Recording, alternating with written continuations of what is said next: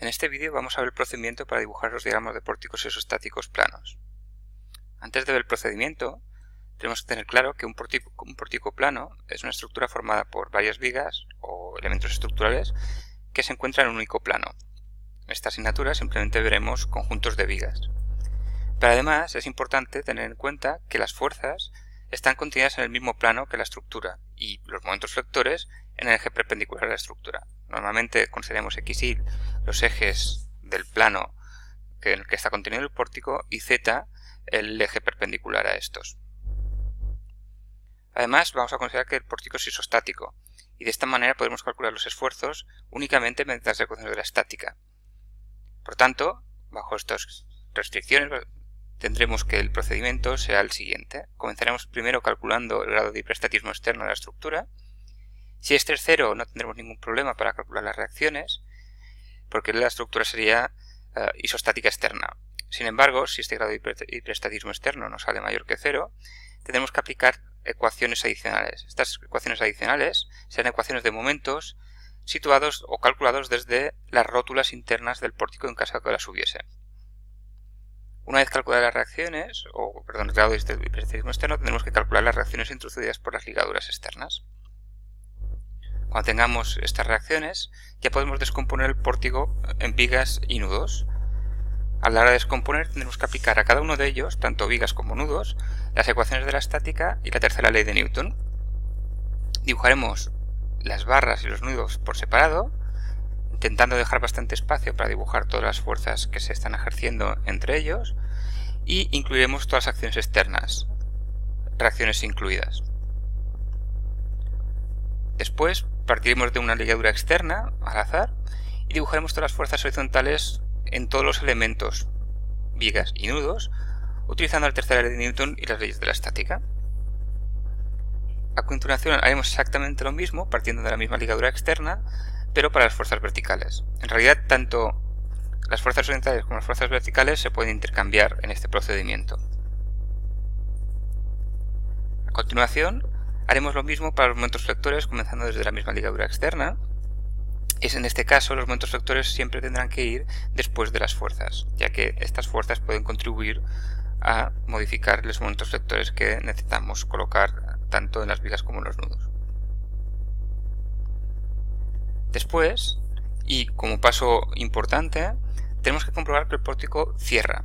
Con esto entendemos que se tienen que recuperar las fuerzas externas, las acciones externas que se están ejerciendo sobre las ligaduras externas o sobre los extremos libres de nuestro pórtico. También en este paso podemos comprobar que los momentos flectores son nulos en las rótulas internas, en las articulaciones, en los apoyos y los extremos libres donde no apliquemos ninguna acción externa. Y podemos comprobar, por segunda vez, que todos los elementos, tanto nudos como barras, están en equilibrio estático. Vamos a ver este paso del procedimiento, el número 3, en un ejemplo de este pórtico simple, en el cual tenemos 3 vigas y en la cual está actuando una fuerza puntual hacia la izquierda. La descomposición en vigas y nudos sería de esta manera. Tendríamos una viga vertical en la izquierda, un nudo que uniría esta viga vertical con otra viga horizontal, otro nudo que uniría esta viga horizontal con una viga vertical que tenemos a la derecha y la viga vertical, que es donde estamos aplicando la fuerza puntual. Colocamos todas las reacciones y las fuerzas externas, fuerzas externas y momentos externos. Estas son las reacciones que tendríamos para este pórtico y que deberíamos calcular previamente. Y con esto ya tendríamos todas las fuerzas externas que están aplicándose en este pórtico. A continuación vamos a comprobar que colocamos todas las fuerzas verticales en cada una de las vigas y en cada uno de los nudos. Comenzaremos desde el extremo de la izquierda. Aquí tenemos una fuerza de 3,33 toneladas en la viga, aplicándose en la viga la viga izquierda vertical. Por tanto, deberíamos tener una fuerza de 3,33 hacia abajo en el otro extremo para que esta viga esté en equilibrio estático. Si es la estructura de la parte de la horizontal y vertical de la derecha está ejerciendo esta fuerza sobre la viga, la columna izquierda, eso significa que la columna izquierda sobre todo el resto de la estructura está ejerciendo una fuerza de 3,33 en este punto, en el nudo. Esto básicamente es aplicar la tercera ley de Newton. Si en este nudo está actuando una fuerza vertical hacia arriba de 3,33, deberemos aplicar una de 3,33 hacia abajo para que esté en equilibrio estático. Por la tercera ley de Newton, deberíamos aplicar una fuerza de 3,33 en la viga horizontal, en este extremo, para que esté en equilibrio estático, una de 3,33 hacia abajo. Tercera ley de Newton, 3,33 hacia arriba, para que esté en equilibrio 3,33 hacia abajo. Y tercera ley de Newton, 3,33 hacia arriba. Y comprobamos que, desde el punto de vista de las fuerzas verticales, el pórtico cierra. Y con esto entendemos que comprobamos finalmente que, en cuanto a las fuerzas verticales respecta, las ecuaciones del equilibrio se cumplen. En este caso tenemos una fuerza de 3,33 hacia arriba en este extremo y una de 3,33 hacia abajo, con lo cual, desde el punto de vista de las fuerzas verticales, este pórtico cierra. Vamos a hacer lo mismo para las fuerzas horizontales. En este extremo tenemos una fuerza de 10 toneladas hacia la derecha, equilibrio o ecuaciones del equilibrio 10 toneladas hacia arriba, tercera ley de Newton en el nudo 10 hacia la derecha, equilibrio estático 10 a la izquierda, tercera ley de Newton 10 toneladas aplicadas en el extremo izquierdo de la viga horizontal, para que ésta esté en equilibrio estático 10 hacia la derecha aquí, tercera ley de Newton 10 a la izquierda, 10 en este otro punto en el nudo, 10 apuntando hacia la derecha en este lado de la columna derecha. Ahora comprobamos que desde el punto de vista de las fuerzas horizontales el pórtico cierra. Aquí tenemos la fuerza de 10 toneladas apuntando hacia la derecha en este extremo y una fuerza externa, una acción externa de una fuerza puntual de 10 toneladas hacia la izquierda. Por tanto, desde el punto de vista de las fuerzas horizontales, esta viga está en equilibrio estático. Vamos a hacer lo mismo por los momentos flectores. Partimos desde el mismo punto, extremo inferior izquierdo. Aquí, como tenemos una articulación, el momento es 0. Y vamos a ver qué contribuye a los momentos flectores en esta viga.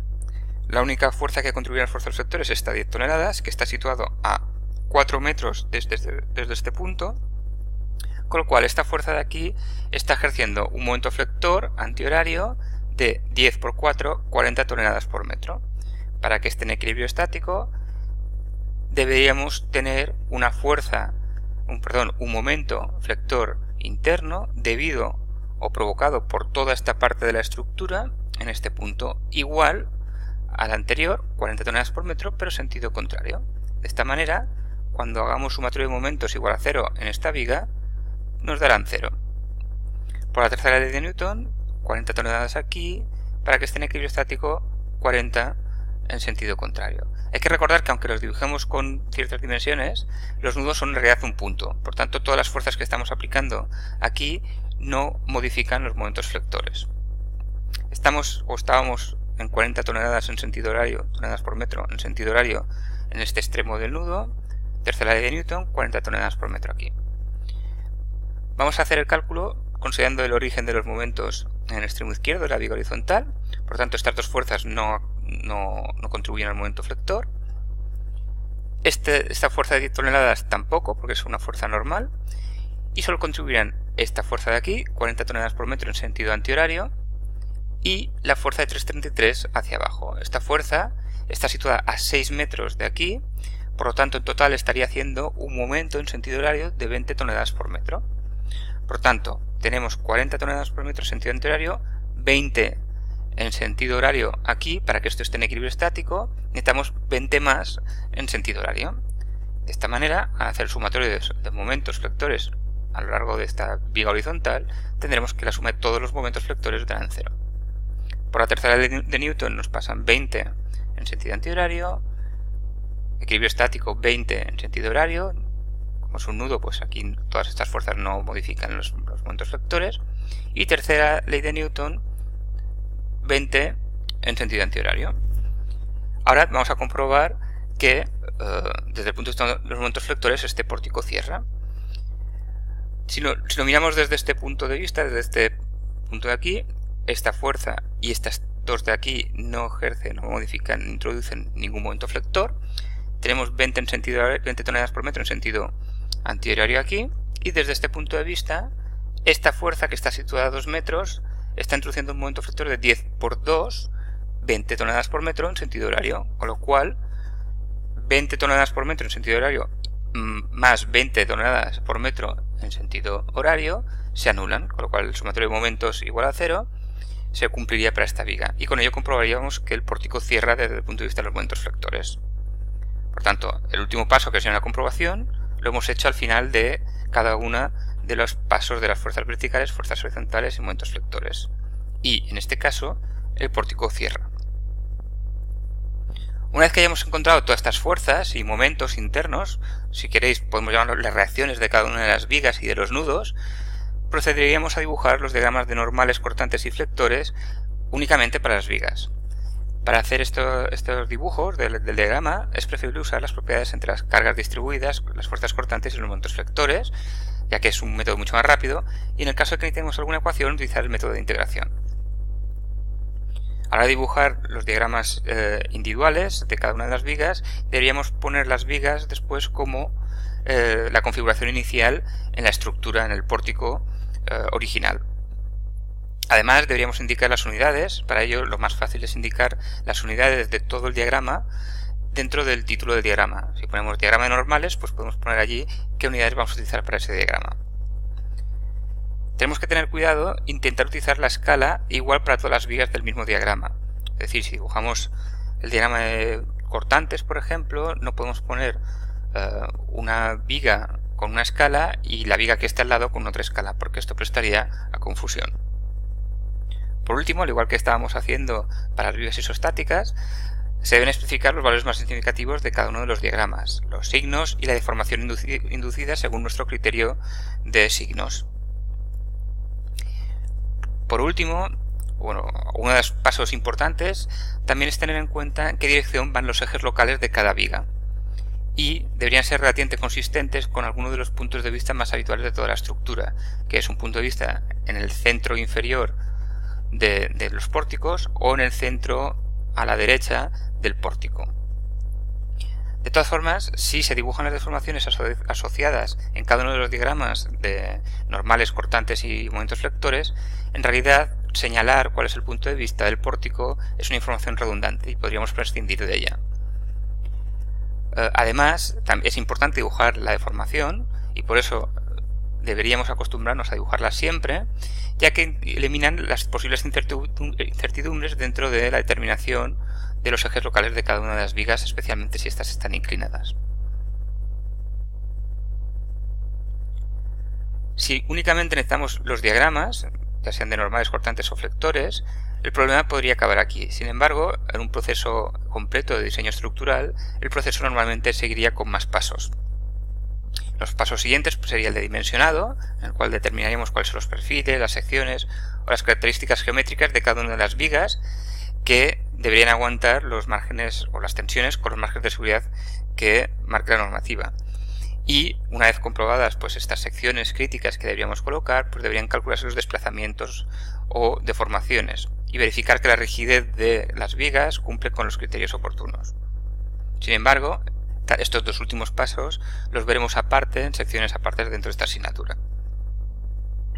Para acabar este vídeo, vamos a ver cómo pueden afectar las fuerzas uniformemente distribuidas sobre vigas inclinadas. Vamos a distinguir básicamente tres situaciones. La primera de ellas es la más habitual dentro de la asignatura de estructuras 1, que es las fuerzas uniformemente distribuidas debidas al peso propio de las vigas, o a los pesos de una estructura que esté situada sobre las vigas.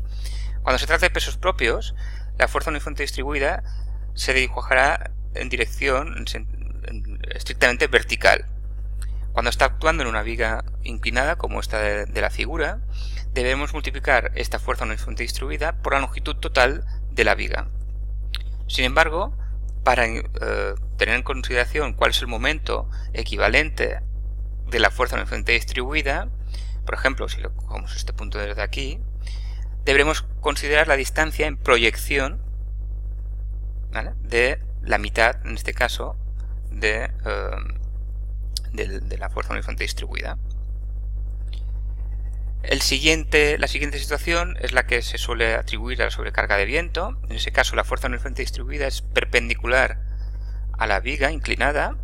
En este caso, por tanto, para encontrar la fuerza total deberíamos una vez más multiplicar por la longitud total de la viga, como se señala en esta figura.